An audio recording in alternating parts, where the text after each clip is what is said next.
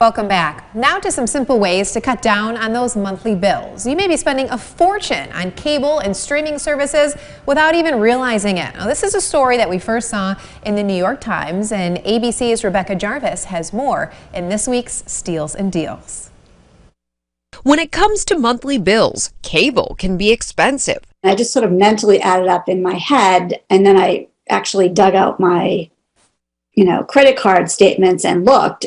Financial advice expert Ann Carnes, binging her favorite shows, began feeling the pinch on her wallet. Before we knew it, we had, 4 maybe or 5 streaming services. And when I got the cable bill in, it was just under $400. Now, with so many cable and streaming options available, monthly statements may contain charges many customers don't expect. While a basic cable bill may be advertised for less than $30, as shown in these latest FCC findings, you can easily end up paying upwards of $70 if you go for expanded basic service. Then, many cable users opt into bundled services with additional set-top box rentals, free streaming trials that expire, and other fees tacked on. It all adds up quickly. You need to sit down with your family and figure out what are the channels and shows that you really want to watch. So Ann got smart, cutting her $400 monthly cable and streaming bill nearly in half. Her first step?